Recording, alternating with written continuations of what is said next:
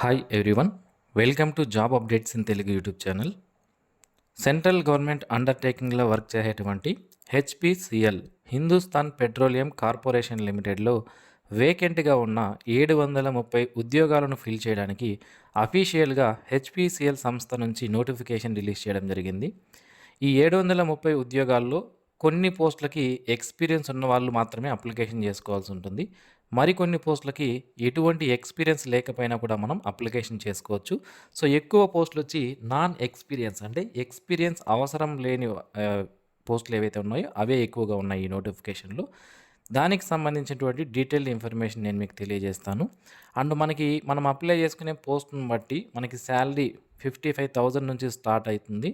And maximum మనకి 1,00,000కు పైగా salary వచ్చే జాబ్స్ కూడా ఇందులో ఉన్నాయి.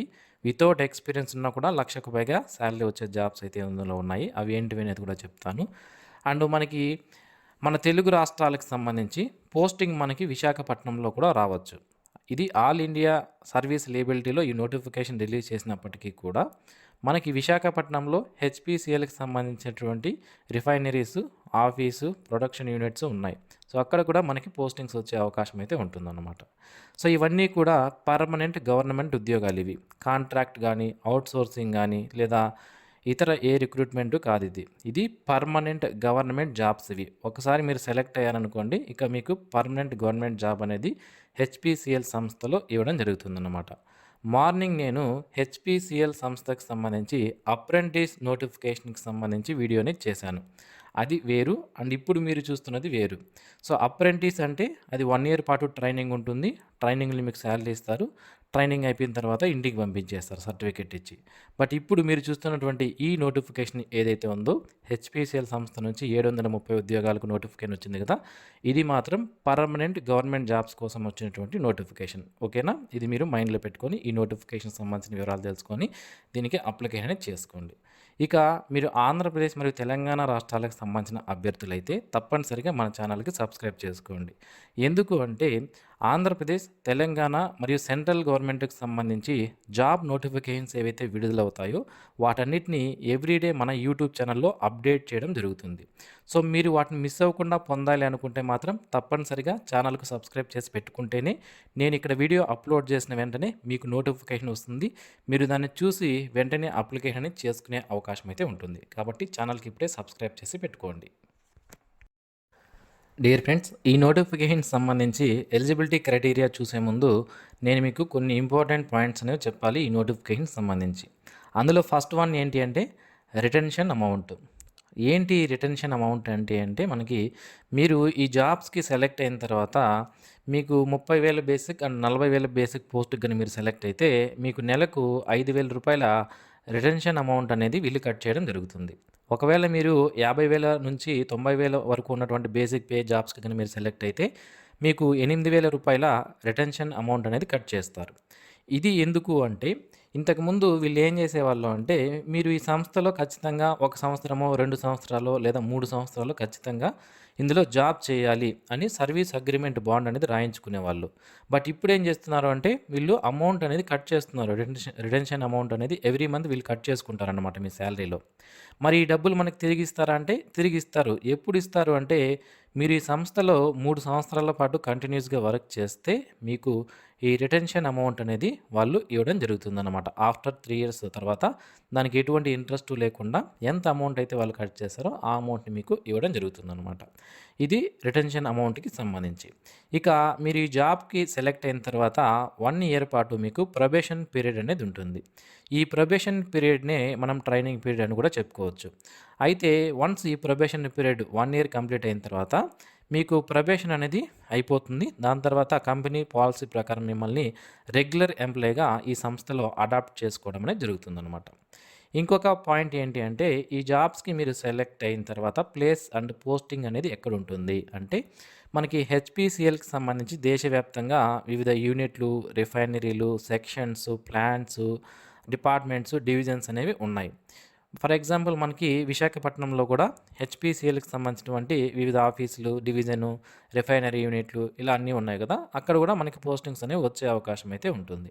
ఈ విధంగా దేశవ్యాప్తంగా ఉన్నటువంటి హెచ్పిసిఎల్కి సంబంధించినటువంటి వివిధ ఆఫీసుల్లో మనకి పోస్టింగ్స్ అనేవి వచ్చే అవకాశం అయితే ఉంటుంది. ఇక ఈ వీడియోలో నేను మీకు చెప్పాను స్టార్టింగ్‌లోనే 2 రకాల వేకెన్సీ ఉన్నాయి. ఒకటి ఎక్స్‌పీరియన్స్ అవసరం లేని పోస్టులు, ఇంకొకటి ఎక్స్‌పీరియన్స్ కావాల్సినటువంటి పోస్టులు. ఈ వీడియోలో నేను ఓన్లీ ఎక్స్‌పీరియన్స్ అవసరం లేని పోస్టుల గురించి మాత్రమే మాట్లాడతాను. అది మీరు గమనించాలి. మీకు ఒకవేళ ఎక్స్‌పీరియన్స్ అనేది ఉంటే మీరు ఈ నోటిఫికేషన్ డౌన్లోడ్ చేసుకొని దాంట్లో ఎక్స్‌పీరియన్స్ అవసరమైనటువంటి పోస్టులు కొన్ని ఉన్నాయి. వాటిని చూసుకోండి. ఎవరైతే నిరుద్యోగులు ఎక్స్‌పీరియన్స్ అవసరం లేదు, మీ దగ్గర ఎక్స్‌పీరియన్స్ లేదు అని ఉంటుందో మీరు ఈ వీడియో కంప్లీట్‌గా చూడండి.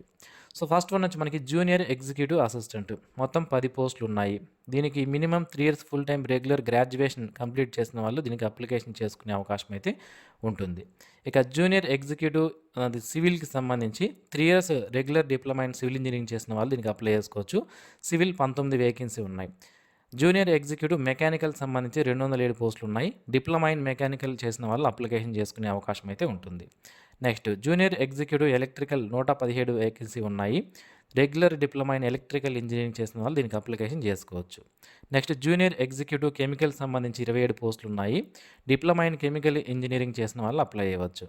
జూనియర్ ఎగ్జిక్యూటివ్ క్వాలిటీ కంట్రోల్ సంబంధించి 12 పోస్టులు ఉన్నాయి.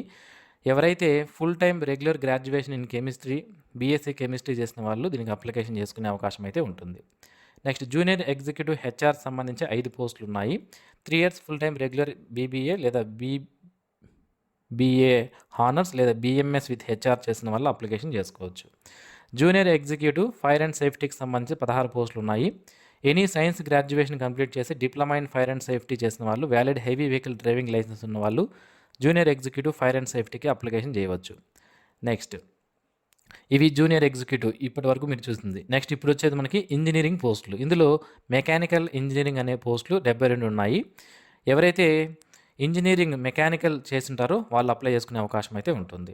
నెక్స్ట్ ఎలక్ట్రికల్ ఇంజనీర్ 37 వేకెన్సీ ఉన్నాయి. ఎవరైతే ఎలక్ట్రికల్ ఇంజనీరింగ్ కంప్లీట్ చేసిన వాళ్ళు దీనికి అప్లై చేసుకోవచ్చు. అండ్ సివిల్ 17 పోస్టులు ఉన్నాయి. దీనికి సివిల్ ఇంజనీరింగ్ చేసిన వాళ్ళు అప్లై చేసుకోవచ్చు. కెమికల్కి సంబంధించి 15 పోస్టులు ఉన్నాయి. కెమికల్ ఇంజనీరింగ్ చేసిన వాళ్ళు దీనికి అప్లై చేసుకోవచ్చు. ఆఫీసర్ ఫైనాన్స్ సిఏ 30 పోస్టులు ఉన్నాయి. క్వాలిఫైడ్ చార్టర్డ్ అకౌంటెంట్ సిఏ చేసిన వాళ్ళు and 3 years full time regular graduation complete చేసిన వాళ్ళు దీనికి అప్లికేషన్ చేసుకోవచ్చు. ఆఫీసర్ ఫైనాన్స్ సిఎంఏకి క్వాలిఫైడ్ కాస్ట్ అకౌంటెంట్ సిఎంఏ చేసిన వాళ్ళు and 3 years full time regular graduation చేసిన వాళ్ళు దీనికి అప్లికేషన్ చేసుకునే అవకాశం అయితే ఉంటుంది. ఆఫీసర్ ఫైనాన్స్ ఎంబీఏకి సంబంధించి 4 పోస్టులు ఉన్నాయి. 2 years full time masters in business administration MBA and regular graduation complete చేసిన వాళ్ళు దీనికి అప్లై చేసుకోవచ్చు.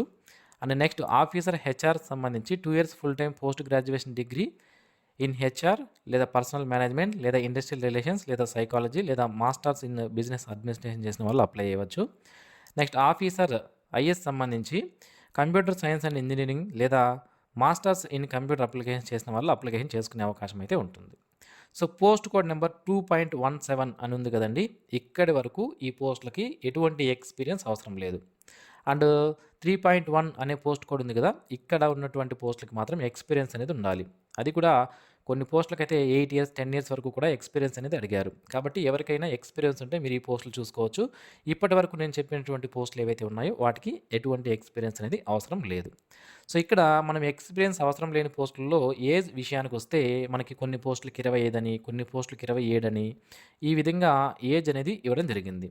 సో దీంతో పాటుగా ఏజ్ రిలాక్సేషన్ అనేది వర్తిస్తుంది. ఎంత ఏజ్ రిలాక్సేషన్ ఉంటుంది అంటే ఎస్సీ ఎస్టీ క్యాండిడేట్స్కి 5 సంవత్సరాలు, ఓబీసీ క్యాండిడేట్స్కి 3 సంవత్సరాలు, పర్సన్ విత్ డిజేబిలిటీ క్యాండిడేట్స్కి 10 ఇయర్స్ ఏజ్ రిలాక్సేషన్ అనేది గవర్నమెంట్ రూల్స్ ప్రకారం ఉంటుంది. ఇక శాలరీస్ విషయానికి వస్తే ఇక్కడ బేసిక్ పే 30,000 అని ఉంది కదా, దీనికి ఇతర అలవెన్సెస్ అంటే DNS allowance, travel allowance, house rent allowance, ఇంకా హెచ్పిసిఎల్ సంస్థ ఇచ్చేటువంటి వేరియస్ అలవెన్స్ అన్నీ కూడా కలుపుకుంటే మనకు 55,000కు పైగా శాలరీ స్టార్టింగ్లో వచ్చే అవకాశం అయితే ఉంటుంది. అలాగే 40,000 రూపాయల బేసిక్ పే, 50,000 బేసిక్ పే ఉంటే ఇంకా శాలరీ అనేది ఎక్కువ వస్తుందన్నమాట. ఈ విధంగా మీరు అప్లై చేసే పోస్ట్ని బట్టి మనకి శాలరీస్ అనేవి వేరీ అయ్యే అవకాశం అయితే ఉంటుంది. ఇక్కడ మనకి మ్యాక్సిమం ఏజ్ ఎంత పర్మిసిబుల్ అనేది మనకి ఇక్కడ క్లియర్గా ఇచ్చారు. సో ఈ టేబుల్లో మీరు చూసుకుంటే మీకు ఒకసారి క్లియర్గా అర్థమవుతుంది.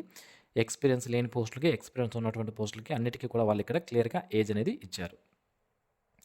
ఇక ఈ వేకెన్సీకి సంబంధించి ఇంజనీరింగ్ డిసిప్లిన్స్లో దానికి రిలేటెడ్గా ఉన్నటువంటి డిగ్రీస్ చేసిన వాళ్ళు కూడా అప్లికేషన్ చేసుకోవచ్చు. ఇక్కడ ఈ టేబుల్లో అయితే ఇచ్చారు. ఫర్ ఎగ్జాంపుల్ మెకానికల్ ఇంజనీరింగ్ అనుకోండి, దాంట్లో స్పెషలైజేషన్ మెటీరియల్ సైన్స్ కానివ్వండి, ఇలాంటి చేసిన వాళ్ళు కూడా అప్లికేషన్ చేసుకోవచ్చు. ఎలక్ట్రికల్‌లో మనకి ఎలక్ట్రికల్ ఇంజినీరింగ్ అని అడిగారు. బట్ దాంట్లో మరి రిలేటెడ్‌గా కొన్ని కోర్సులు అనేవి ఉంటాయి. పవర్ సిస్టమ్స్ అని, అలాగే ఎలక్ట్రికల్ అండ్ ఇన్‌స్ట్రుమెంటేషన్ అని, పవర్ ఇంజినీరింగ్ అని, ఇలాంటివి కూడా చేసిన వాళ్ళు కూడా అప్లికేషన్ చేసుకునే అవకాశం అయితే ఉంటుంది. ఈ టేబుల్స్ అన్నీ కూడా ఒకసారి చూస్తే మీకు దానికి సంబంధించిన నియరెస్ట్ క్వాలిఫికేషన్ ఉన్న వాళ్ళు కూడా అప్లై చేసుకునే అవకాశం అయితే వాళ్ళు మనకి ఇవ్వడం జరిగిందనమాట. ఇక ఈ జాబ్స్‌కి సంబంధించి మినిమమ్ 65% ఆఫ్ ద మార్క్స్ ఉన్న వాళ్ళు అప్లికేషన్ చేసుకోవచ్చు. ఎస్సీ, ఎస్టీ పర్సన్ డిజేబిలిటీ అయితే 55% లేదా అంతకన్నా ఎక్కువ ఉన్న వాళ్ళు అప్లికేషన్ చేసుకునే అవకాశం అయితే ఉంటుంది. సో నెక్స్ట్ వచ్చి మనకి అప్లికెంట్ ఫీజు విషయానికి వస్తే రూ. 1180 ఫీజు అనేది అన్రిజర్వ్డ్ ఓబీసీ అలాగే ఎకడమిక్ లివేకర్ సెక్షన్ వాళ్ళు పే చేయాలి. ఎవరైతే SC, ST person disability candidates ఎవరైతే ఉన్నారో వీళ్ళు ఎటువంటి ఫీజు పే చేయాల్సిన అవసరం లేదు. డైరెక్ట్గా ఆన్లైన్లో అప్లికేషన్స్ అనేవి చేసుకోవచ్చు అన్నమాట.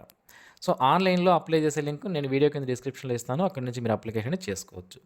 ఇక సెలక్షన్ ప్రొసీజర్ విషయానికి వస్తే మనకి సెలక్షన్ అనేది కంప్యూటర్ బేస్డ్ ఎగ్జామినేషన్, కొన్ని పోస్టులకు టైపింగ్ టెస్ట్ ఉంటుంది, దాని తర్వాత group task, psychometric assessment test ఉంటుంది, స్కిల్ టెస్ట్ అప్లికేబుల్ అయితే ఉంటుంది, మూట్ కోర్ట్ అనేది ఉంటుంది, అలాగే పర్సనల్ లేదా టెక్నికల్ ఇంటర్వ్యూ అనేది ఉంటుంది, ఫిజికల్ ఫిట్నెస్ ఎఫిషియన్సీ టెస్ట్. ఇవన్నీ కూడా అన్నీ ఉండవు, కొన్ని పోస్టులకు మాత్రమే కొన్ని ఉంటాయి అన్నమాట. అంటే అప్లికేబుల్ అవుతాయా లేదా అనేది మనకి నోటిఫికేషన్లు అయితే ఇవ్వలేదు వాళ్ళు డీటెయిల్డ్గా. సో ఒక్కొక్క పోస్ట్కి ఒక్కొక్క రకంగా ఉంటుంది. ఓకేనా, ఇక్కడ ఇచ్చినటువంటి టెస్ట్లు అన్నీ కూడా కండక్ట్ చేయరు, దానికి అప్లికేబుల్ అయితే మాత్రమే కండక్ట్ చేయడం అనేది జరుగుతుంది అనమాట. ఇక ఎగ్జామినేషన్ ఎప్పుడు ఉండొచ్చు అంటే 3 May 2026న CBT ఎగ్జామినేషన్ కండక్ట్ చేసే అవకాశం ఉంటుంది అని మనకి ఇక్కడ క్లియర్గా మెన్షన్ చేశారు.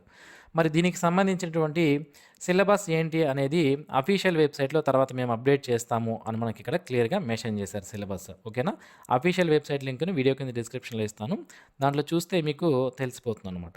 ఇక శాలరీస్ మనకి అప్రాక్సిమేట్గా చూడండి, స్టార్టింగ్లోనే 10 లక్షలకు పైగా శాలరీ వచ్చే జాబ్స్ అనేవి ఉన్నాయి ఇందులో. స్టార్టింగ్ 30,000 బేసిక్ ఉంది కదా, ఆ పోస్టులకి 10 లక్షలకు పైగా శాలరీ అనేది వస్తుందన్నమాట. ఓకేనా, అండ్ ఈ మ్యాక్సిమం 49 lakhs వరకు ఉన్నటువంటి జాబ్స్ కూడా ఇక్కడ ఇవ్వడం జరిగింది. సో ఇది ఫ్రెండ్స్ ఈ నోటిఫికేషన్ సంబంధించినటువంటి పూర్తి వివరాలు. మరిన్ని ఇలాంటి డైలీ జాబ్ అప్డేట్స్ మిస్ అవ్వకుండా పొందడానికి మన జాబ్ అప్డేట్స్ తెలుగు యూట్యూబ్ ఛానల్కి సబ్స్క్రైబ్ చేసుకోండి. Thanks for watching this video. Have a nice day friends.